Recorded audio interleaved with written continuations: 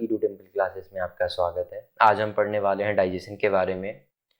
पर डाइजेशन शुरू करने से पहले मैं आपको बताऊं कि डाइजेशन एक बहुत ही लंबी और इंटरेस्टिंग टॉपिक है जिसको हम एक वीडियो में ख़त्म नहीं कर सकते, नाइंसाफ़ी हो जाएगी उसके साथ।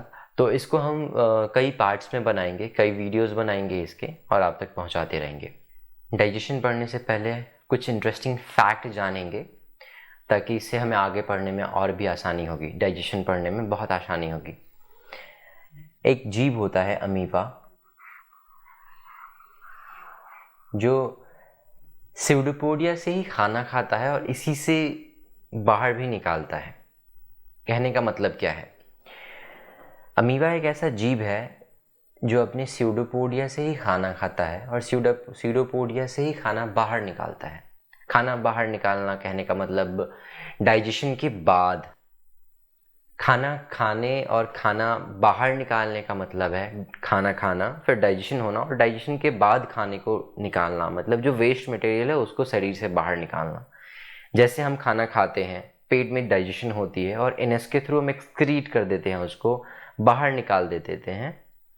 ठीक वैसे ही ये है अमीबा।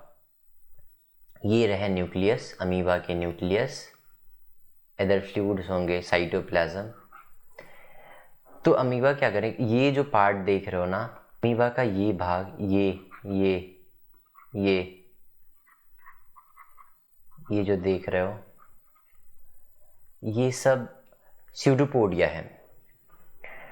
तो अमीबा स्यूडोपोडिया से ही खाना खाता है और स्यूडोपोडिया से ही बाहर निकालता है, बाहर एक्सक्रीट करता है। जैसे मान लो ये फूड ग्रेन है, तो अमीबा क्या करेगा, इस स्यूडोपोडिया के थ्रू यहाँ आएगा फूड ग्रेन। स्यूडोपोडिया बंद होने लगेगा, ये स्यूडोपोडिया बंद हो जाएंगे और फिर अंदर डाइजेशन की प्रोसेस स्टार्ट होगी। डाइजेशन के बाद एसिमिलेशन होगा और इजेशन होगा। ये जो फूड ग्रैबिंग की प्रोसेस है ना अमीबा के अंदर, इसको हम लोग इंजेशन कहते हैं। इंजेशन कहने का क्या मतलब है? देखो, हम जैसे खाना खाते हैं, ठीक वैसे ही अमीबा भी खाना खाता है और ये खाना खाने की जो प्रोसेस है ना, इसी को इंजेशन कहते हैं। ठीक है, फिर अंदर डाइजेशन की प्रोसेस स्टार्ट होती है। ठीक है, अभी डाइजेशन, खाना खा भी लिया, अंदर डाइजेस्ट भी हो गया, अब उसको बाहर भी तो निकालना है, एक्सक्रीट भी तो करना है, वेस्ट मटेरियल बाहर निकालने हैं ना। और ये जो बाहर निकालेंगे ना, वो भी ये स्यूडोपोडिया के थ्रू ही बाहर निकालेंगे। इधर से बाहर निकल जाएंगे वेस्ट मटेरियल और इसको हम इजेशन कहते हैं। इजेशन आप यहाँ इमेज में देख पा रहे होगे, बहुत अच्छे से समझाया गया है। ये रहे हमारे फूड को अमीबा क्या कर रहा है, देखो यहाँ पे स्यूडोपोडिया के थ्रू अंदर ले रहा है। यहाँ स्यूडोपोडिया बंद हो जाएंगे, बंद होने के बाद यहाँ डाइजेशन की प्रोसेस स्टार्ट हो रही है, देख पा रहे हो डाइजेशन। और डाइजेशन के बाद ना एब्जॉर्प्शन हो रहा है। फिर देखो एसिमिलेशन। एसिमिलेशन क्या होता है? बेसिकली डिटॉक्सिफाई करना होता है चीज़ों को, कि हमारे शरीर के अंदर कुछ अनवांटेड चीज़ें तो नहीं जा रही, कुछ हार्मफुल चीज़ें तो नहीं जा रही, या फिर कोई पॉइजनस चीज़ है, जो जहरीला चीज़ है, वो तो नहीं जा रहा है। इसके बाद जो प्रोसेस है वो इजेशन की स्टार्ट होती है। इजेशन बेसिकली जो वेस्ट मटेरियल है उसको बाहर निकालते हैं और वो भी स्यूडोपोडिया के थ्रू। इसलिए हमने कहा था स्यूडोपोडिया से ही अमीबा खाना खाता है और इसी से बाहर भी निकालता है। ये तीनों टॉपिक क्लियर है। और आगे मैं बताऊं, आपने काफ़ी बार सुना होगा कि अमीबा इमॉर्टल होता है। इमॉर्टल से हमारे मन में ना एक ही चीज़ आता है कि इमॉर्टल, यार ये तो कभी मरता ही नहीं होगा। नहीं, ऐसा बिल्कुल नहीं है। मैं आपको बताऊं कि अमीबा में बाइनरी फ्यूजन होता है। बाइनरी फ्यूजन मतलब द्विखंडन। आपको शब्द से मालूम चल रहा होगा, द्विखंडन मतलब चीज़ें टूट रही हैं यहाँ ना, खंडन, टूटना। देखो, ये मैंने बनाया अमीबा, ठीक है। अभी इस द्विखंडन का मतलब क्या है? देखो, अमीबा क्या करता है ना, कि एक सर्टेन एज के बाद अमीबा टूट जाता है। ये देखो, एक न्यूक्लियस है, अमीबा के एक न्यूक्लियस है और ये न्यूक्लियस क्या होंगे ना, ये बट जाएंगे, ये टूट जाएंगे, देखो यहाँ से खिंच जाएंगे एक दूसरे से और टूट जाएंगे, साइटोप्लाज्म भी अलग हो जाएंगे। फिर 2 डॉटर सेल निकल के आएंगे, यहाँ ये रहा एक न्यूक्लियस, एक ये न्यूक्लियस,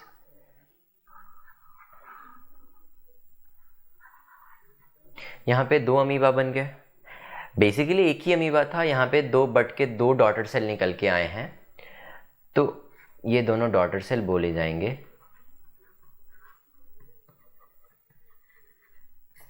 इसको हम पेरेंट सेल बोलेंगे, पेरेंट सेल बोलेंगे। देखो अभी हम क्यों कहते हैं कि अमीबा इमॉर्टल होता है, हमारे पहले वाले जो अमीबा थे, जो बहुत पहले हुए थे, वो अमीबा आज भी वैसे ही हैं जैसे आज वाले अमीबा है, तो इसलिए बोला जाता है कि वो इमॉर्टल होते हैं। देखो क्या होता है बेसिकली, ये जो देखो यहाँ ये है कि कोई मरा तो है नहीं, ऑब्वियस सी बात है कि वो टूट गए हैं 2 भागों में, और इसकी जो प्रॉपर्टीज़ है ना वो ठीक वैसी ही है जो सबसे पहली बार अमीबा हुई होगी वैसी होगी।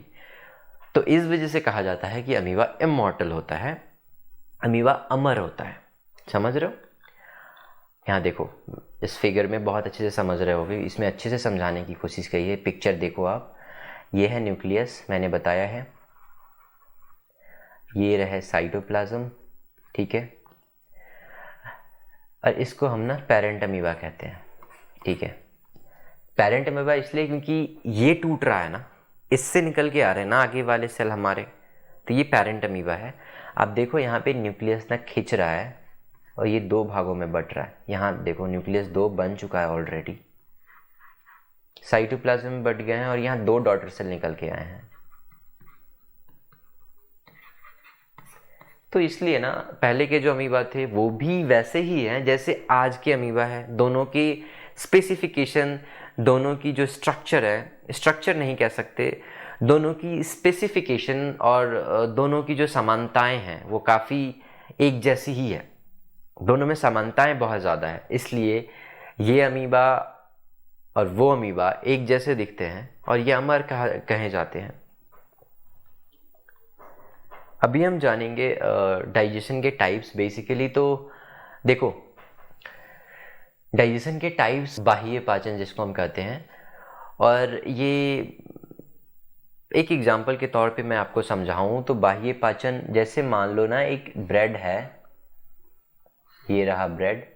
ब्रेड के ऊपर आपने देखा होगा जब ब्रेड काफ़ी टाइम हो जाते हैं, ब्रेड जब सड़ने लगता है, ब्रेड जब खराब हो जाता है तो उस पर फंगस आ जाते हैं, ठीक है, फंगस आ जाते हैं। और ये फंगस जो होते हैं ना ब्रेड को डायरेक्टली नहीं खाते, वो क्या करते हैं पहले एंजाइम सिक्रीट करते हैं, एंजाइम सिक्रीट करने के बाद फूड को तोड़ लेते हैं, बाहर ही डाइजेस्ट कर लेते हैं, फिर उसको ग्रैब करते हैं। जैसे आमतौर पर खाने के बाद डाइजेशन होता है ना, यहाँ पहले ही डाइजेशन हो रहा है, उसके बाद खाया जा रहा है, उसके बाद ग्रैब किया जा रहा है, तो इसलिए ये एक्सटर्नल डाइजेशन हुआ क्योंकि पहले ही खाना पचाकर फिर खाया जा रहा है ना। अच्छे से समझाऊं, ये देखो यहाँ पे एक मैंने डायग्राम लिया है, इस डायग्राम को ठीक से देखो तो ये रहा हाइफा, ठीक है, हाइफा के थ्रू ही एंजाइम सिक्रीट होते हैं, ठीक है। ये रहा फूड, एंजाइम सिक्रीट हुए, ये फूड ना फूड को काफ़ी छोटे छोटे टुकड़ों में बांट देगा, तोड़ देगा, उसके बाद ये अंदर ग्रैब करेगा। इसके बाद ये हाइफा है ना, हाइफा एंजाइम सिक्रीट करेगी और इसी हाइफा के थ्रू उस टूटे हुए जो ब्रेकडाउन पार्टिकल्स है उसको वो ग्रैब कर लेगा। तो ये होता है एक्सटर्नल डाइजेशन के एग्जांपल्स, ठीक है। अभी एक और चीज़ बताऊं कि ये हेटेरोट्रॉपिक होता है। हेटेरोट्रॉपिक इसलिए क्योंकि इसमें क्लोरोफिल तो होता नहीं है, ये खाने खुद नहीं बना सकता, ये डिपेंडेंट है, इसलिए हेटेरोट्रॉपिक है। आप देखो फंजाई को नॉन ग्रीन प्लांट भी बोला जाता है, वो भी इसीलिए क्योंकि इसमें ना क्लोरोफिल होता है और ना ही ये खुद से खाना बना पाता है, क्योंकि इसमें क्लोरोफिल नहीं होता है। तो फंजाई को नॉन ग्रीन प्लांट भी कहा जाता है, ये भी क्वेश्चन का एक पार्ट है, ये भी एक बहुत अच्छा क्वेश्चन बन सकता है यहाँ से। अभी इंटरनल डाइजेशन क्या होता है पूछोगे आप लोग।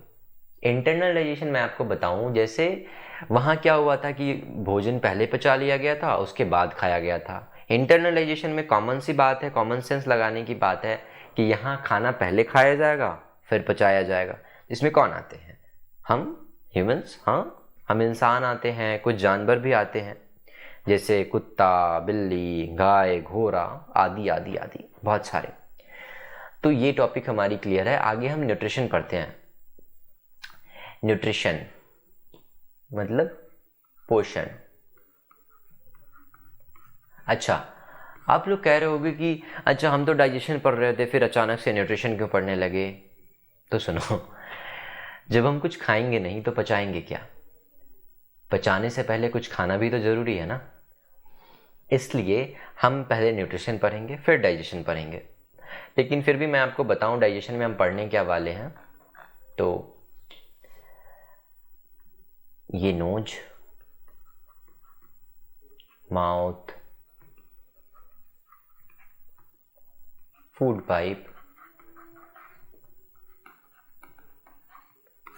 फूड पाइप को हम ओइसोफेगस भी बोलते हैं।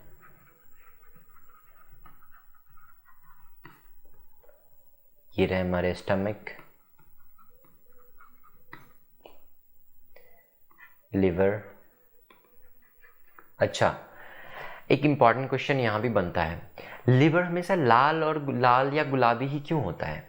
लिवर में क्योंकि हेमोग्लोबिन होता है या फिर आयरन कह सकते हैं, इस वजह से लिवर लाल होता है। आगे ये जो देख रहे हो ना ये पार्ट, ये जो यू शेप की पार्ट है, इसको हम डुओडेनम कहते हैं। डाइजेशन में इसकी भी बहुत इंपॉर्टेंस है, तो इसको भी हम पढ़ेंगे। पैनक्रियाज भी पढ़ेंगे। फिर हम ये लार्ज इंटेस्टाइन भी पढ़ेंगे, स्मॉल इंटेस्टाइन भी पढ़ेंगे। इनके कितने भाग होते हैं, जैसे लार्ज इंटेस्टाइन के भी 3 पार्ट होते हैं, स्मॉल इंटेस्टाइन के भी जो पार्ट होते हैं वो भी पढ़ेंगे। फिर हम एनएस के बारे में पढ़ेंगे। तो ये सारी टॉपिक हैं, और भी हैं, हम आगे इसके बारे में डिस्कस करेंगे। लेकिन अभी पहले हम न्यूट्रिशन पढ़ते हैं। न्यूट्रिशन अर्थात पोषण। बेसिकली न्यूट्रिशन के 3 पार्ट होते हैं, कार्बोहाइड्रेट्स, फैट और प्रोटीन। तो एक एक करके पढ़ते हैं। पहले हम कार्बोहाइड्रेट्स को पढ़ेंगे। कार्बोहाइड्रेट्स के भी 3 पार्ट होते हैं, मोनोसैचराइड, डाइसैचराइड और पॉलीसैचराइड। बेसिकली ये देखो, मैं बताऊं आपको तो इस सैचराइड का मतलब ही शुगर होता है, चीनी, ठीक है। मोनो का मतलब होता है 1, हम जानते हैं। डाई का मतलब होता है 2, पॉली का मतलब होता है 2 से अधिक। और अच्छा, यहाँ पे ना न्यूट्रिशन में कार्बोहाइड्रेट स्टार्ट करने से पहले एक क्वेश्चन ये आता है, एक क्वेश्चन कर लेते हैं हम कि वैसे सबसे छोटी कितने कार्बन की कार्बोहाइड्रेट है जो हम खा सकते हैं? तो वो 3 कार्बन की कार्बोहाइड्रेट है सबसे छोटी, जिसे हम खा सकते हैं। और इसको हम ग्लिसरॉल्डिहाइड कहते हैं, जो हम आगे पढ़ेंगे। और मैं आपको बताऊं कार्बोहाइड्रेट का फॉर्मूला मेनली यही होता है, CnH2nOn। मतलब जितने कार्बन होंगे उतने ऑक्सीजन होंगे, और इन दोनों को मिला के हाइड्रोजन होंगे, ठीक है। बेसिकली मेनली यही फार्मूला होते हैं, कहीं कहीं डिफर करते हैं, हम उसको भी पढ़ेंगे।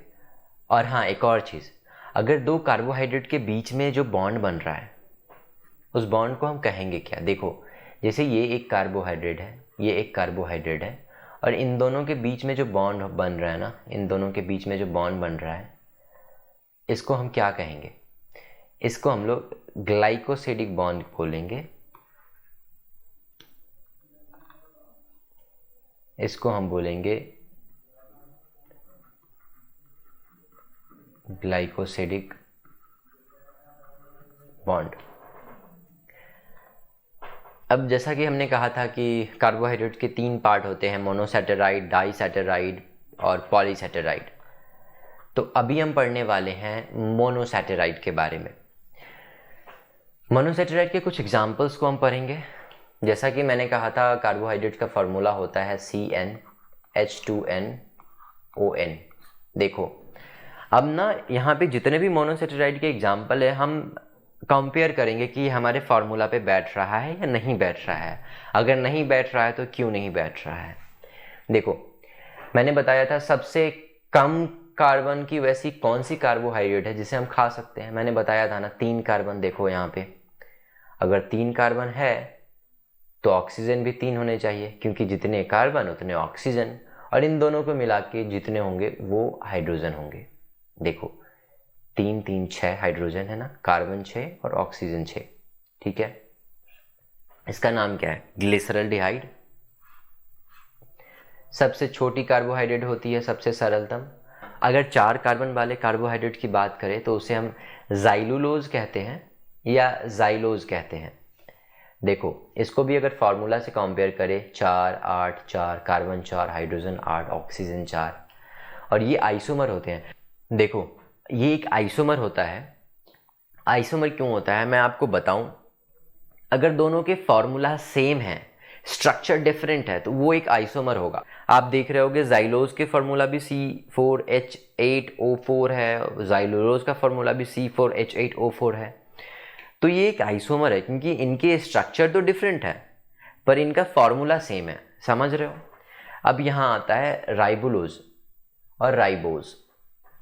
देखो कार्बन 5 10 5 है ना, कार्बन 5 ऑक्सीजन 5 हाइड्रोजन 10, राइबोज राइबोलोज। ठीक है, देखो कुछ मैं आपको बताऊं, कुछ चीज़ें हमें रटनी पड़ती हैं, कुछ चीज़ें याद करने का कोई तरीका नहीं, तो ये आपको रट कर ही याद करना पड़ेगा, इसके अलावा कोई ऑप्शन नहीं है हमारे पास। मैं फिर भी कोशिश करता हूँ आपको याद करवाऊँ। 4 कार्बन वालों को अगर याद करो ना, ये देखो 1 2 3 4, ये कुछ कुछ एक्स जैसा लग रहा है ना, जाइलोज, इसी से हम याद रखेंगे जाइलुलोज। ठीक है, ये कोई मीनिंगफुल नहीं है लेकिन फिर भी याद करने का एक मतलब तरीका मान सकते हो, इसे याद कर सकते हो अगर चाहो, याद हो पाए तो, वरना आप देखो कैसे याद कर पाओगे। देखो कार्बन 5 ऑक्सीजन 5 हाइड्रोजन 10, राइबोज राइबोलोज। अब आप बोलोगे कि ठीक है आपने तो कहा था CnH2nOn, ये है हमारे कार्बोहाइड्रेट का फॉर्मूला, तो यहाँ डिफर क्यों हो रहा है? आपने देखो यहाँ तक तो सब कुछ सेम है, कार्बन 5 ऑक्सीजन 5 हाइड्रोजन 10, फिर यहाँ रिपीट क्यों हो रहा है कार्बन 5? अगर रिपीट भी हो रहा है तो ऑक्सीजन 4 क्यों है? मैं आपको बताऊं, ये डीएनए शुगर का फॉर्मूला है। डीएनए शुगर को हम लोग डीऑक्सीराइबोज कहते हैं। मैं देखो हम लोग कार्बन 5 ऑक्सीजन 5 और हाइड्रोजन 10 वाले को क्या कह रहे थे? राइबोज ना। देखो यहाँ पे राइबोज है, एक ऑक्सीजन कम है यहाँ, है ना, 4 ही है। कम को क्या कहते हैं? डी। डी मतलब एक कम, और ऑक्सी मतलब ऑक्सीजन, मतलब एक ऑक्सीजन कम राइबोज में, तो डीऑक्सीराइबोज, इसको डीएनए शुगर कहते हैं। इसको डिटेल में हम पढ़ेंगे आगे, अभी के लिए इतना ही हम समझेंगे। आगे फॉर्मूला है कार्बन 6 के, आगे 6 कार्बन वाले कार्बोहाइड्रेट का फॉर्मूला है जिसे C6H12O6, ये ग्लूकोज का फॉर्मूला है। अगर वहीं हम फ्रुक्टोज का फॉर्मूला देखें तो वो भी सेम ही होता है, C6H12O6। फ्रुक्टोज का फॉर्मूला भी सेम ही होता है, C6H12O6। ये तो आपको याद ही होना चाहिए क्योंकि काफ़ी बार बहुत बचपन से हम पढ़ते आ रहे हैं। ये भी एक आइसोमर है, मैंने बताया था, क्योंकि इनके स्ट्रक्चर डिफरेंट है पर फॉर्मूला सेम है, इसलिए एक आइसोमर है। देखो ग्लूकोज में जो होते हैं ना, एल्डोज ग्रुप होते हैं, और फ्रुक्टोज में कीटोज ग्रुप होते हैं। ठीक है, इसलिए ग्लूकोज को एल्डोज भी बोला जाता है और फ्रुक्टोज को कीटोज भी बोला जाता है। देखो अगर मैं आपको फॉर्मूला बनाकर बताऊं तो ठीक है, इससे आपके वो भी क्लियर हो जाएंगे कि चलो कार्बोहाइड्रेट की जो फॉर्मूला है CnH2nOn, ये सच में बैठ रही है या नहीं बैठ रही है। देखो हम सबसे पहले लेंगे 6 कार्बन, 2 1 2 3 4 5 6, हमने ले लिया 6। अभी देखो हम क्या करेंगे, यहाँ एल्डिहाइड ग्रुप देंगे, CHO, इधर देंगे H, OH, H, OH, H, H के सीध में OH, OH के सीधे में H, H के सीध में OH, OH के सीध में H, H के सीध में OH, अभी यहाँ पे एक और H। ये बैलेंस हो गया। हमने क्या कहा था? हमने कहा था CnH2nOn। अभी देखना, ध्यान से देखना मैं क्या समझाना चाहता हूँ। अभी हम काउंट करेंगे, कार्बन कितने हैं? 1 2 3 4 5 6, C6। अभी देखो ऑक्सीजन कितने हैं? 1 2 3 4 5 6, O6 हो रहे हैं हमारे। अब हम हाइड्रोजन काउंट करेंगे, 1 2 3 4 5 6 7 8 9 10 11 12। ये देखो हमारे ग्लूकोज के फॉर्मूला बन रहे हैं, नहीं बन रहे हैं? बन रहे हैं ना, C6H12O6। अभी हमारा फॉर्मूला बिल्कुल सही है ना, CnH2nOn वाला। ठीक है, हम आपको स्ट्रक्चर बना के इसलिए दिखाएं ताकि आप समझ पाओ। ये जो है इसको एल्डिहाइड ग्रुप कहते हैं और बस इसीलिए ग्लूकोज को एल्डोज भी कहा जाता है। ठीक वैसे ही अब मैं आपको फ्रुक्टोज का फॉर्मूला बनाकर दिखाऊंगा ताकि आप फ्रुक्टोज को भी समझ पाएं अच्छे से, क्योंकि यहाँ से क्वेश्चंस बहुत अच्छे से आते हैं और ये याद रखना बहुत ज़रूरी है। देखो, तो अभी हम फिर से 6 कार्बन लेंगे, 1 2 3 4 5 6, हमारे 6 कार्बन हो गए। अभी हम यहाँ हाइड्रोजन, यहाँ पे हम लेंगे कीटोन ग्रुप। ठीक है,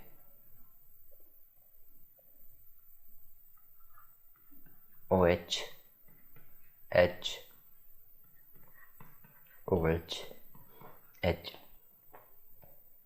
H के सीध में OH, OH के सीध में H, H के सीध में OH, OH के सीध में H, अभी H के सीध में OH,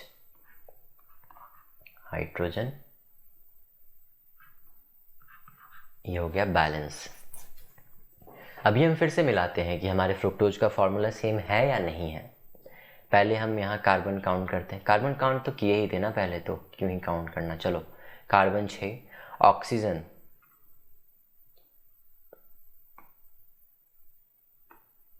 देखो हमने कार्बन काउंट किया 6, ऑक्सीजन काउंट करते हैं 1 2 3 4 5 6, ऑक्सीजन भी हमारे 6 हो रहे हैं, बहुत अच्छे। अभी हम हाइड्रोजन काउंट करेंगे, 1 2 3 4 5 6 7 8 9 10 11 और ये 12। अभी भी हमारे आ रहे हैं C6H12O6, ये भी हमारे फॉर्मूला पे बैठ रहा है ना। बेसिकली ये स्ट्रक्चर भी बनाने का यही मतलब था कि क्योंकि यहाँ कीटोन ग्रुप आ रहा है इसलिए हम फ्रुक्टोज को कीटोज भी कहते हैं। ठीक है, ये क्यों है कीटोन ग्रुप, वो एल्डिहाइड ग्रुप क्यों था, ये सब मैं आपको बताऊंगा जब आगे क्लासेस होते जाएंगी। धीरे धीरे केमिस्ट्री की क्लास होगी, मैं उसमें बताऊंगा, अच्छे से डिटेल में बताऊंगा सारी चीज़ें। फिलहाल हम इतना ही जानते हैं। अभी कुछ क्वेश्चंस आते हैं फ्रुक्टोज से, वो हम कर लेते हैं। फ्रुक्टोज आपने सुना होगा कि बहुत सारे फल के साथ एक पका हुआ फल होता है तो धीरे धीरे सारे फल पकने लगते हैं। क्यों होता है ये? कोई जादू से तो बिल्कुल नहीं होता ये सब इसलिए होता है क्योंकि जो पका हुआ फल होता है उसमें से एथिलीन गैस निकलता है और उस एथिलीन गैस के कारण सारे फल पक जाते हैं। गांव में कहते हैं ना, सुना होगा आपने कि संगत का असर होता है। आप जैसे लोग के साथ रहोगे आपकी आदतें भी वैसी ही बनेंगी। ठीक वैसे ही क्योंकि पके हुए फल से राइपनिंग गैस निकलती है जिसको हम एथिलीन गैस कहते हैं, इसके कारण फल पकने लगते हैं। ठीक है, आगे हम आपने ये भी सुना होगा, क्वेश्चन कभी कभी आते हैं एग्जाम में कि which is the most sweetest sugar. आप इसका जवाब क्या देते हो? इसका जवाब सिंपल सा है, फ्रुक्टोज को कहा जाता है। फ्रूट शुगर भी फ्रुक्टोज को ही कहा जाता है। तो चाहे मोस्ट स्वीटेस्ट शुगर आए या फिर फ्रूट शुगर आए, दोनों का आंसर क्या होगा? फ्रुक्टोज। और एक और बात, आपने काफ़ी बार टीवी में ऐड देखा होगा कि इस प्रोडक्ट में है कीटोन एंटीऑक्सीडेंट जो आपके चेहरे को बहुत ही कोमल और मुलायम रखे। देखते होगे, सुनते होगे कभी कभी।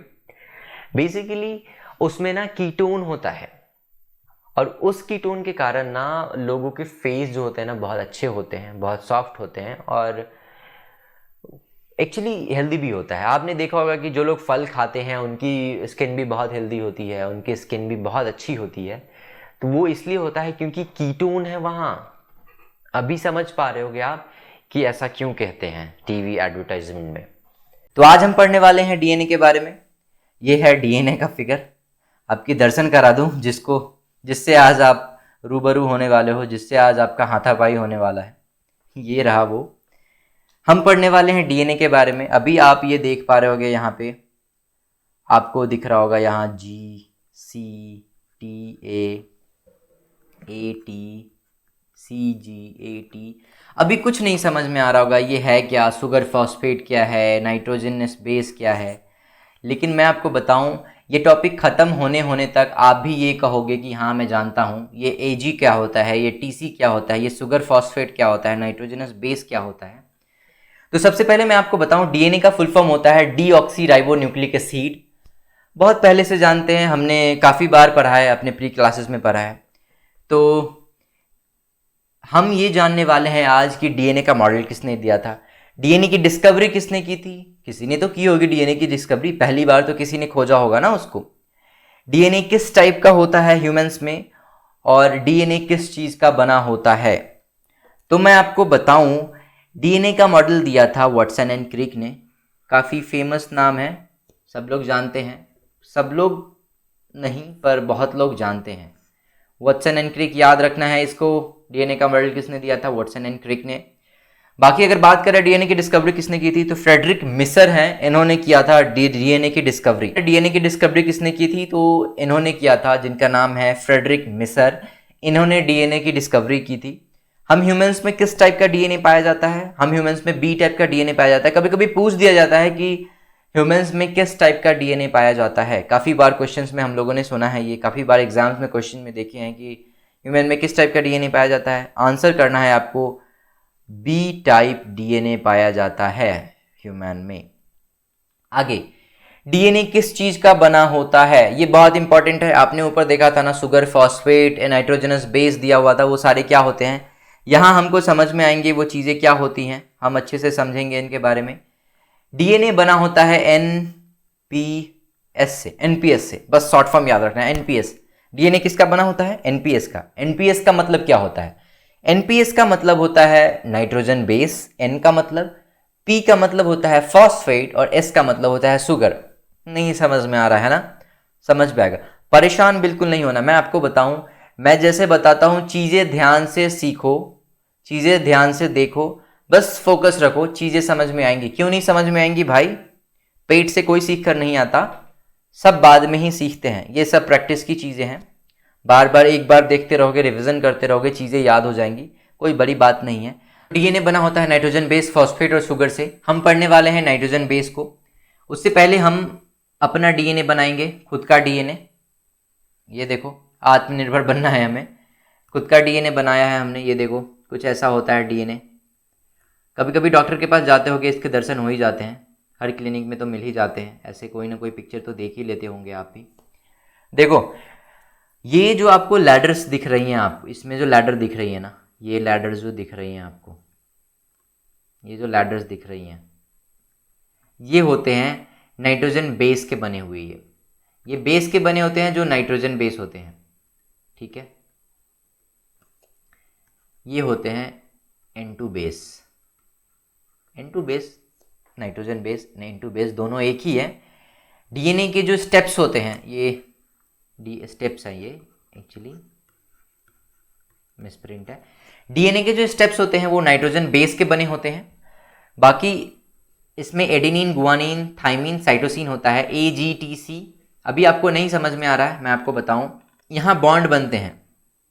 अगर ये A है ना, तो ये T होगा, ये G है ना, तो ये C होगा, ठीक है।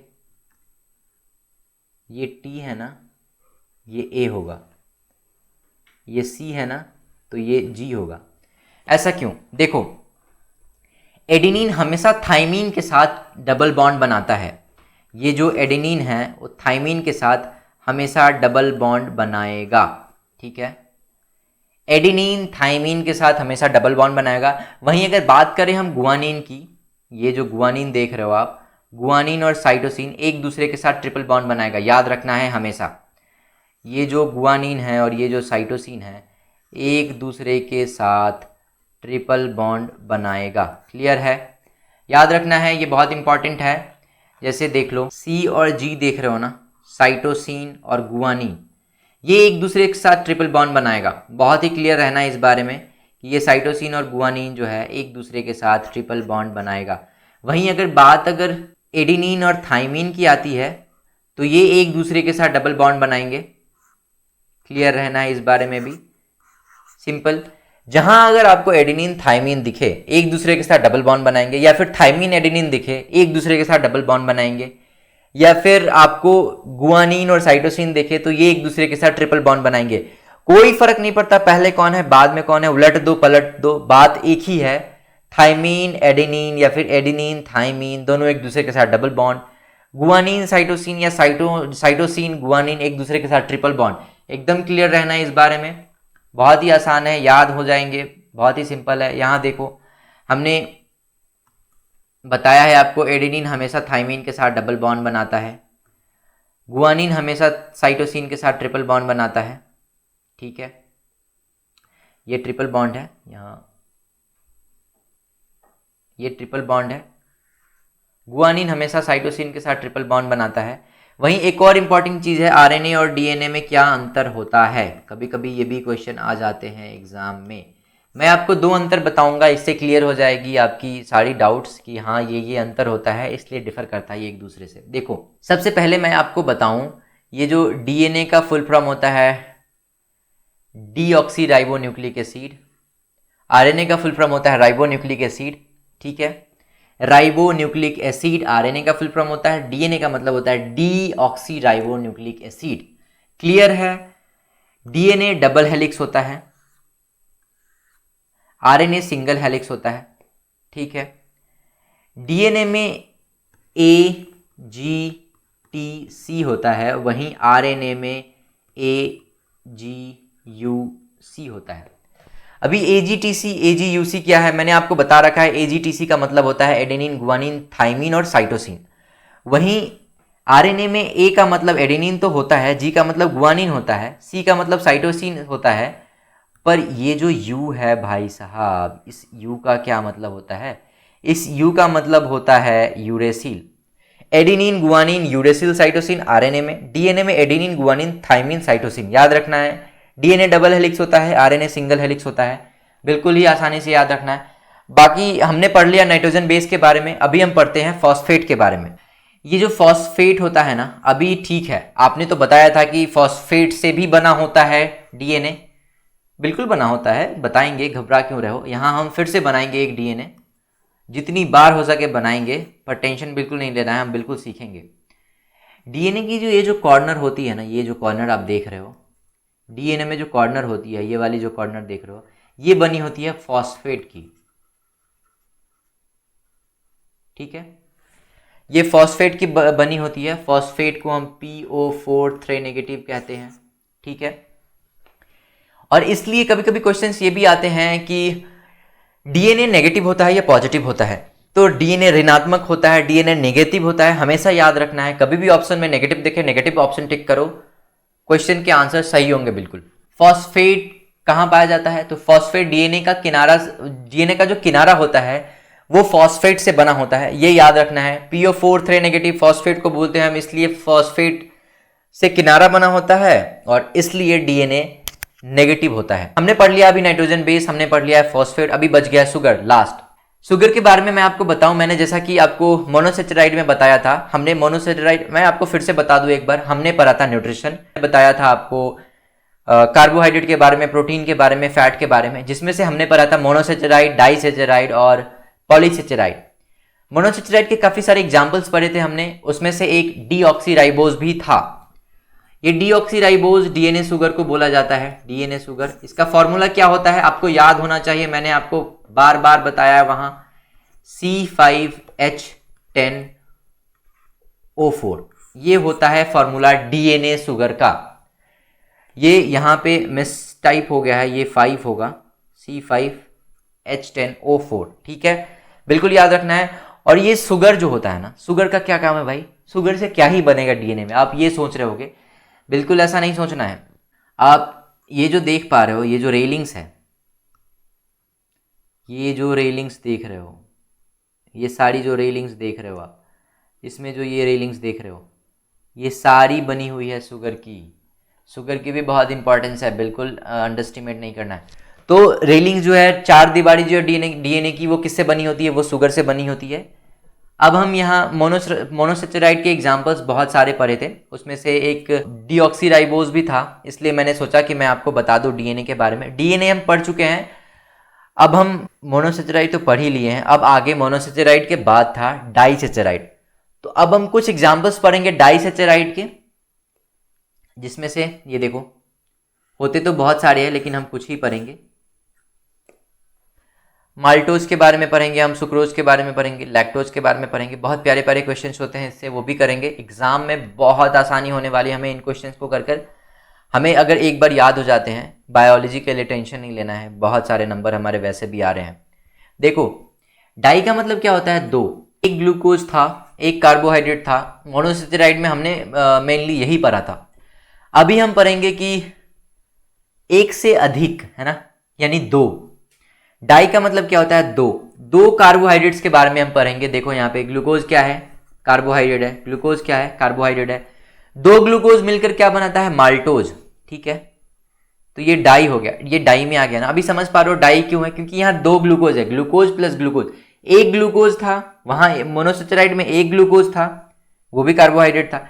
डाइसेचराइड में ग्लूकोज प्लस ग्लूकोज, डाइसेचराइड है, इसको हम माल्टोज बोलेंगे। कभी कभी आपने देखा होगा कि प्लेयर्स को माल्टा ड्रिंक दिया जाता है ताकि वो एनर्जाइज्ड रहें। क्रिकेट में, हॉकी में काफ़ी बार देखा होगा कि प्लेयर को काफ़ी बार माल्टा ड्रिंक दिया जाता है, वो माल्टोज ही होता है बेसिकली। उसमें दो ग्लूकोज होते हैं, वो माल्टोज होते हैं। अभी हम पढ़ने वाले हैं सुक्रोज के बारे में। सुक्रोज, ग्लूकोज प्लस फ्रुक्टोज, ये दोनों एक साथ जब मिल जाते हैं तो वो सुक्रोज होते हैं। हमने वहां पढ़ा था ना, हमने अलग अलग पढ़ा था, पहले ग्लूकोज अलग, फ्रुक्टोज अलग। यहाँ हम साथ में पढ़ रहे हैं तो दोनों एक साथ कंबाइन हो गए, इसलिए ये सुक्रोज है। और आपको याद होगा शुगर केन में, गन्ने में कौन सी चीनी पाई जाती है, कौन सी शुगर पाई जाती है, ग्लूकोज फ्रुक्टोज दोनों। और इन दोनों को साथ में हम क्या कहते हैं, ग्लूकोज फ्रुक्टोज को साथ में हम क्या कहते हैं, सुक्रोज कहते हैं, सुक्रोज। याद रखना है, ये बहुत इंपॉर्टेंट है, हमारे एग्जाम में काफ़ी बार आ चुके हैं, आगे भी आते ही रहेंगे। सुक्रोज से बहुत ही प्यारे प्यारे क्वेश्चंस करेंगे आगे। पहले हम लैक्टोज को पढ़ लेते हैं। देखो, लैक्टोज किस किस से बना होता है, लैक्टोज बना होता है ग्लूकोज प्लस ग्लैक्टोज से। लैक्टोज बना होता है ग्लूकोज प्लस ग्लैक्टोज से, बिल्कुल कंफ्यूज नहीं होना है।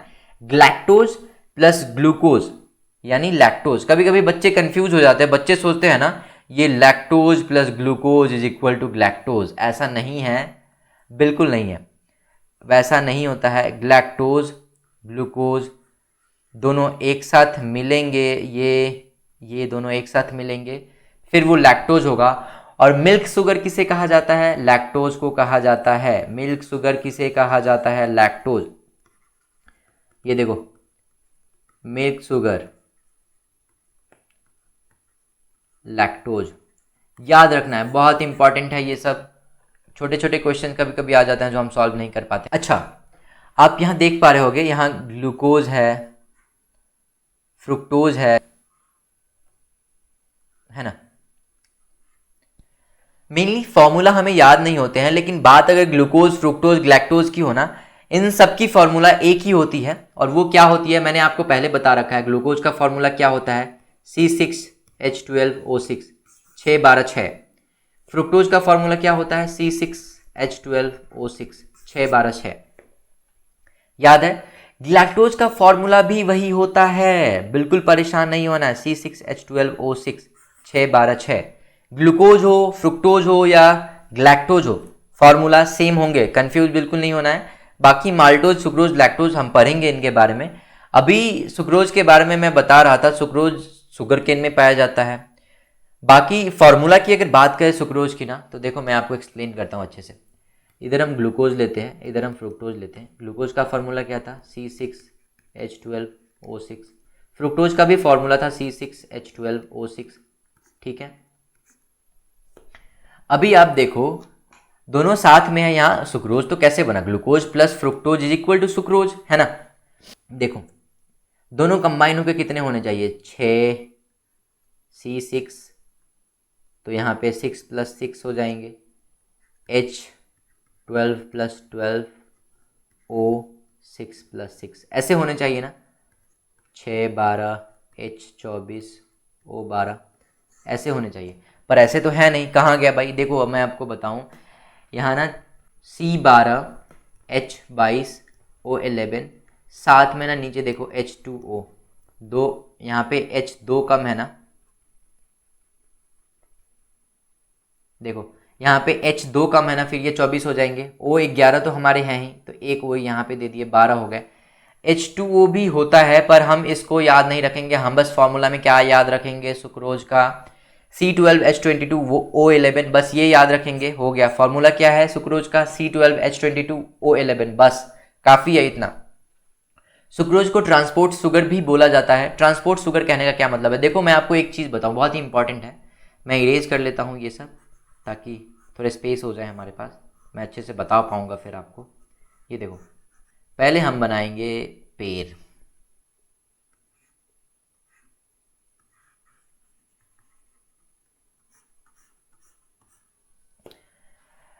अब पेड़ में क्या होता है? क्लोरोफिल होता है, हम सब जानते हैं ना। क्लोरोफिल होता है पेड़ पौधे में। पेड़ पौधा अपना खाना खुद बनाते हैं। तो मान लो कि यहाँ से सनलाइट मिला, ऊपर से सनलाइट आया, फूड बनाया पेड़ ने। तो ऐसा तो है नहीं कि एक ही जगह फूड है, एक ही जगह से सारा काम हो गया, एक जगह फूड स्टोर हो गया, काम हो गया, ऐसा नहीं है। हर पार्ट्स को ज़रूरत होती है ना ग्लूकोज की। तो अभी तो ट्रांसपोर्ट तो करने पड़ेंगे ग्लूकोज। कैसे करेंगे भाई साहब? देखो ये ग्लूकोज है, यहाँ पे बहुत सारे ग्लूकोज जमा हो गए, ग्लूकोज बन रहा है, ग्लूकोज बन रहा है। अभी हमको ग्लूकोज चाहिए यहाँ पे जड़ों में, यहाँ पे चाहिए ग्लूकोज।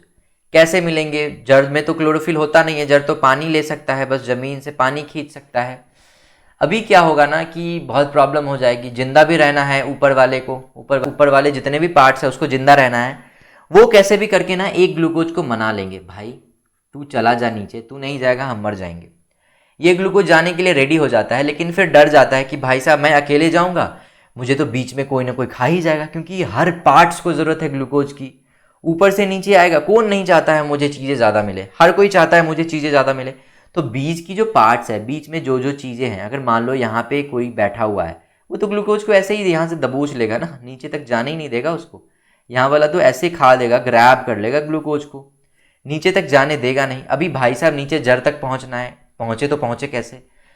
अभी क्या होगा ना, ये अपने एक दोस्त को बोलेगा, भाई तू मेरे साथ चल ले, मैं अकेले जाऊँगा मुझे कोई खा लेगा, तुम मेरे साथ रहोगे मुझे हौसला मिलेगा। तो ये ग्लूकोज क्या है ना, अपना प्रॉपर्टी चेंज कर लेगा, ये फ्रुक्टोज जैसा बन जाएगा। ठीक है, ये फ्रुक्टोज जैसा बन जाएगा। तो अभी क्या है, ग्लूकोज और फ्रुक्टोज दोनों मिलके क्या बन जाएंगे? सुक्रोज बन जाएंगे। रूपांतरण हो गया, रूप चेंज हो गया यहाँ दोनों का। अब जाएंगे वो नीचे, नीचे ट्रांसपोर्ट करेंगे, कोई दिक्कत नहीं होएगी, बड़ी आसानी से ये नीचे ग्लूकोज पहुंचा पाएंगे यहाँ पे। इसलिए बोला जाता है ट्रांसपोर्ट शुगर किसको? सुक्रोज को। ट्रांसपोर्ट शुगर किसको कहा जाता है? ग्लूकोज प्लस फ्रुक्टोज को एक साथ बोला जाता है ट्रांसपोर्ट शुगर। ट्रांसपोर्ट शुगर के बारे में हम लोगों ने पढ़ लिया। इन्वर्ट शुगर भी कहा जाता है ग्लूकोज और फ्रुक्टोज को। सुक्रोज को इन्वर्ट शुगर भी कहा जाता है। हमने पढ़ लिया है डाइसेचराइड के बारे में। अब हम कुछ एग्जाम्पल पढ़ेंगे पॉलीसेचराइड के बारे में। पॉलीसेचराइड के बहुत सारे एग्जाम्पल है, पर जो इंपॉर्टेंट है हमारे एग्जाम पॉइंट ऑफ व्यू से, जो हमारे लिए इंपॉर्टेंट है वो हम पढ़ेंगे, ताकि इससे भी क्वेश्चंस आए तो हम कर पाए। देखो हम 3 एग्जाम्पल्स पढ़ेंगे। एक पढ़ेंगे स्टार्च, दूसरा पढ़ेंगे ग्लाइकोजन, और तीसरा पढ़ेंगे सेल्यूलोज। ठीक है, स्टार्च, ग्लाइकोजन और सेल्यूलोज। देखो पहले हमने पढ़ा था क्या, एक ग्लूकोज वाले को हम लोग क्या कहते थे, ग्लूकोज कहते थे, दो ग्लूकोज वाले को माल्टोज कहते थे, है ना। और ये जो पॉलीसेचेराइड में अभी तीनों एग्जांपल मैंने बताया ना, ये सारे ग्लूकोज हैं, ये सारे ग्लूकोज के, यहाँ पे फ्रुक्टोज वगैरह का कोई काम नहीं है, लैक्टोज का कोई काम नहीं है, ये सारे जो बने हुए हैं, ये सारे बने हुए हैं सिर्फ और सिर्फ ग्लूकोज के, स्टार्च भी, सेल्यूलोज भी, ग्लाइकोजन भी। फर्क क्या है कि ग्लूकोज जो मोनोसेचेराइड वाला ग्लूकोज था वहाँ एक ग्लूकोज था, डाइसेचेराइड वाले में दो ग्लूकोज मिलके माल्टोज बनाया था, यहाँ पे दो से ज़्यादा ग्लूकोज होंगे ना, इसलिए प्लांट में अगर जो होंगे उसको हम स्टार्च बोलेंगे, अगर एनिमल में होंगे उसको ग्लाइकोजन बोलेंगे, और प्लांट में जो हार्ड सरफेस होता है ना उस वहाँ होंगे उसको हम सेल्यूलोज बोलेंगे, है ना। जैसे सेल मेम्ब्रेन होता है ह्यूमन में, वैसे प्लांट में सेल वॉल होता है, तो वो सेल्यूलोज बहुत सारे ग्लूकोज मिलकर ही बनाते हैं, वो कठोर संरचना बना देते हैं, वो ग्लूकोज के कारण ही होता है। देखो ये ऐसा बिल्कुल नहीं होता है कि पेड़ पौधा ये सोचते हैं अरे इंसान के लिए कुछ फ्रूट्स बना देते हैं, वो खा लेंगे, उन्हें अच्छा लगेगा खाकर, ऐसा बिल्कुल नहीं है। वो खाना तो अपने लिए बनाते हैं, पर जो बच जाता है ना उसे वो स्टोर करके रख लेते हैं स्टार्च के रूप में, ठीक है, उसे वो स्टार्च के रूप में स्टोर करके रख लेते हैं। वहीं अगर वो ह्यूमन में बच जाते हैं, हम ग्लाइकोजन के रूप में स्टोर करके रख लेते हैं, ग्लाइकोजन कहते हैं उसको, हम लोग लिवर में स्टोर करते हैं। और सेल वॉल, सेल्यूलोज, ये तो अब मैंने आपको बताया ही। हमने पढ़ लिया एग्जाम्पल, पॉलीसेचेराइड के भी एग्जाम्पल पढ़ लिए, ये देखो वही बोला गया है। प्लांट स्टोरेज कहाँ होता है, स्टार्च में, ग्लाइकोजन में। एनिमल स्टार्च किसको कहते हैं, ग्लाइकोजन को। Storage in animal, glycogen liver में होता है, ठीक है, लिवर में स्टोर करते हैं हम ग्लाइकोजन को, बहुत सारे ग्लूकोज को लिवर में स्टोर करते हैं। Bunch of glucose starch, bunch of glucose glycogen, bunch of glucose cellulose, ठीक है, मतलब बहुत सारे ग्लूकोज। अभी समझ में आ गए। हमने ये बताया था कि न्यूट्रिशन में हम लोग पढ़ने वाले थे कार्बोहाइड्रेट, फैट और प्रोटीन। कार्बोहाइड्रेट हमने पूरा पढ़ लिया, मोनोसेचेराइड, डाइसेचेराइड, पॉलीसेचेराइड हमने पढ़ लिया। अब बारी है फैट की। फैट से अब होगी दो हाथ। फैट में ज़्यादा कुछ आता नहीं है, मैं आपको बताऊं, ये देखो फैट से ये कर लेते हैं। क्वेश्चंस काफ़ी बार आते हैं कि जो फैट है, फैट को लिपिड भी हम बोलते हैं। सबसे बेसिक यूनिट क्या होता है फैट का, सबसे बेसिक यूनिट होता है ग्लिसरॉल, ये OL होगा यहाँ, ग्लिसरॉल, ग्लाइसेरॉल प्लस फैटी एसिड, ठीक है। फैट का बेसिक यूनिट क्या होता है, ग्लिसरॉल प्लस फैटी एसिड। और फैट हमें प्रोटेक्ट करता है हीट से प्रोटेक्शन देता है, हमें टेम्परेचर से प्रोटेक्शन देता है फैट। हमने फैट पढ़ लिया है, हमने कार्बोहाइड्रेट पढ़ लिया है। अब बारी आती है प्रोटीन की, ये रहा प्रोटीन। अब हम पढ़ेंगे प्रोटीन के बारे में कुछ फैक्ट है वो हम जानेंगे।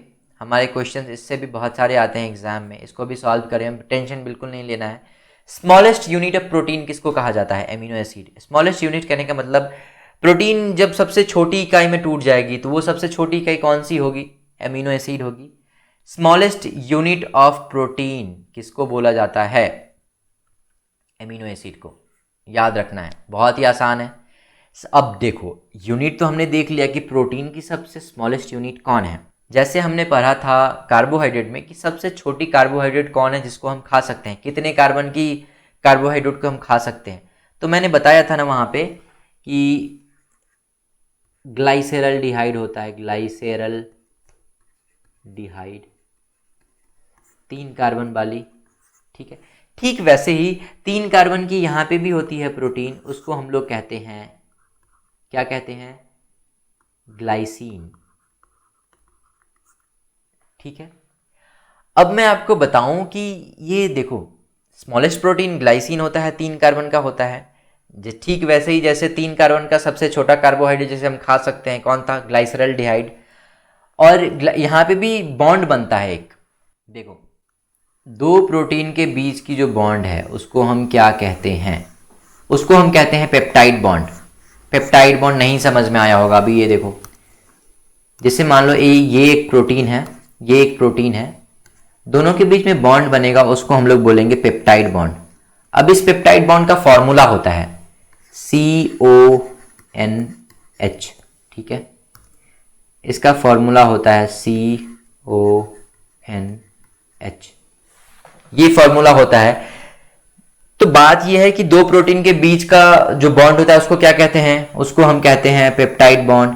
पेप्टाइड बॉन्ड का फॉर्मूला CONH होता है, ये याद रखना है हमें। ग्लोबुलर प्रोटीन होता है, किसको कहते हैं, गोलाकार प्रोटीन किसको कहते हैं, हेमोग्लोबिन को कहते हैं। ये देखो, ग्लोबुलर प्रोटीन किसको कहते हैं, हेमोग्लोबिन को कहते हैं, याद रखना है। प्रोटीन कई टाइप्स के होते हैं, प्राइमरी होते हैं, सेकेंडरी होते हैं, टर्सरी होते हैं, क्वाटरनरी होते हैं। ज़्यादा इंपॉर्टेंट क्वाटरनरी है, काफ़ी बार एग्जाम में आए हैं, मैंने सोचा मैं आपको इसके बारे में बता दूं। क्वाटरनरी प्रोटीन किसको कहा जाता है, क्वाटरनरी प्रोटीन भी हेमोग्लोबिन को ही कहा जाता है। ये ठीक है, मैंने बता दिया, इतनी ज़रूरत थी नहीं इसकी। वैसे ग्लोबुलर प्रोटीन भी हेमोग्लोबिन को ही कहा जाता है। बाकी दो प्रोटीन के बीच का बॉन्ड है उसको हम लोग कहते हैं पेप्टाइड बॉन्ड। पेप्टाइड बॉन्ड का फॉर्मूला होता है CONH, याद रखना है आपको। हमने बताया आपको स्मॉलेस्ट यूनिट ऑफ प्रोटीन किसको कहते हैं, एमिनो एसिड को। स्मॉलेस्ट प्रोटीन किसको कहते हैं, ग्लाइसिन को कहते हैं। 3 कार्बन का होता है, ठीक है, ये रहा 3 कार्बन का होता है। बाकी मैं आपको बताऊं, जितने भी वर्ड आएंगे ना, यहाँ देखो मैं बताऊं, बायो में कुछ वर्ड्स आते हैं, ये देखो, ये इन देख पा रहे हो ना, ये इन, ग्लाइसिन में इन देख पा रहे हो ना, ग्लाइसिन में इन आ रहा है। देखो काइटीन, CHITINE, यहाँ पे भी इन आ रहा है ना, इन। जितने भी इन आएंगे, काइटीन हो, ग्लाइसिन हो, हिस्टामिन हो, ये सारे प्रोटीन है। जितने भी वर्ड में इन आएंगे वो सारे क्या होंगे, प्रोटीन होंगे। ज़्यादातर यही होता है, बाकी कहीं कहीं डिफर करता है, पर ज़्यादातर यही होता है, याद रखना है। अगर याद नहीं भी है, IN आया, इन आया, तुक्का लगा दोगे तो चांसेस होंगे कि सही हो जाए आपके। काइटीन हो, ग्लाइसिन हो, हिस्टामिन हो, सारे प्रोटीन ही हैं। अब हम कुछ इंपॉर्टेंट प्रोटीन के बारे में पढ़ने वाले हैं। सम ऑफ इंपॉर्टेंट प्रोटीन। देखो, न्यूरॉन में कौन सी प्रोटीन होती है, माइलिन शीथ, माइलिन प्रोटीन। देखो, बात न्यूरॉन की आई है तो मैं बताऊं आपको कि बायोलॉजी की एक और सीरीज चल रही है जिसमें हम लोग नर्वस सिस्टम पढ़ रहे हैं, हमने ब्रेन पढ़ा है। वहाँ आगे वाले जो क्लास होंगे उसमें हम लोग न्यूरॉन के बारे में जानेंगे। साथ साथ आप वो भी क्लास देखते रहें ताकि आपको और भी जो भी टॉपिक्स है उसके बारे में डाउट क्लियर हो सके। आप वहाँ पे पढ़ोगे कुछ चीज़ें, हो सकता है शायद इस सीरीज में आपको पढ़ने में आसानी होगी। कुछ चीज़ें हैं वो इंटर रिलेट करती है एक दूसरे से। तो बाकी चैनल को सब्सक्राइब करो, लाइक करो, दोस्तों के साथ शेयर करो, हमें भी मोटिवेशन मिलता रहेगा आपके लिए। ऐसी ही एजुकेशनल वीडियोस बनाते रहेंगे। बाकी अगर देखिए आगे तो इंसेक्ट में कौन सी प्रोटीन पाई जाती है, इंसेक्ट में पाई जाती है काइटिन प्रोटीन, यहाँ पे H है। इंसेक्ट में काइटिन प्रोटीन पाई जाती है। मैंने बताया था ना कि जितने भी इन आएंगे वो प्रोटीन ही होंगे। ये देखो, यहाँ पे देखो, इन आ रहे हैं ना, प्रोटीन है ना, इसलिए बोला था मैंने। डीएनए प्रोटीन किसको कहा जाता है, डीएनए प्रोटीन हिस्टोन को कहा जाता है। डीएनए शुगर किसको कहा जाता है, डीएनए शुगर बोला जाता है डीऑक्सीराइबोज को। डीएनए प्रोटीन किसको कहा जाता है, डीएनए प्रोटीन कहा जाता है हिस्टोन प्रोटीन को। अभी आप बोलोगे कि आपने तो N2 बेस बता दिया, आपने नाइट्रोजन बेस बता दिया, आपने शुगर बता दिया, आपने फॉस्फेट बता दिया कि अच्छा इन चीज़ों से डीएनए बना होता है, प्रोटीन के बारे में तो आपने बताया नहीं, ऐसे कैसे मान लें। बिल्कुल बताएंगे। देखो, ये हमने बताया डीएनए। ये जो गांठ देख रहे हो ना यहाँ पे, ये जो चीज़ देख रहे हो, ये जो गांठ देख रहे हो यहाँ पे, ये किसका बना होता है, हिस्टोन प्रोटीन। हिस्टोन प्रोटीन होते हैं यहाँ, हिस्टोन प्रोटीन। तो बाकी कोलेजन फाइबर है। अच्छा, कोलेजन फाइबर क्या होता है मैं आपको बताऊं। देखो, आइसक्रीम जो हम लोग खाते हैं ना, वो आइसक्रीम जमाने के लिए जिलेटिन का यूज़ किया जाता है। जिलेटिन आइसक्रीम को जमाने के लिए यूज़ किया जाता है। और ऐसे बर्फ़ जमना टोटली डिफरेंट थिंग है, आइसक्रीम जमना टोटली डिफरेंट थिंग है, ठीक है, पूरी दोनों अलग, एक दूसरे से बिल्कुल अलग है। तो कोलेजन फाइबर जो होता है ना, वो जानवरों के मांसपेशियों से मिलती है। एक पतली सी ऐसी झिल्ली होती है, उसको हम कोलेजन फाइबर कहते हैं। उसी से जेलेटिन बनता है और उसी को यूज़ किया जाता है आइसक्रीम बनाने के लिए, ठीक है। आगे से बताओ किसी को अगर वो आइसक्रीम खा रहा है, इसमें कोलेजन फाइबर होता है जो जानवरों के मांसपेशियों से बनती है।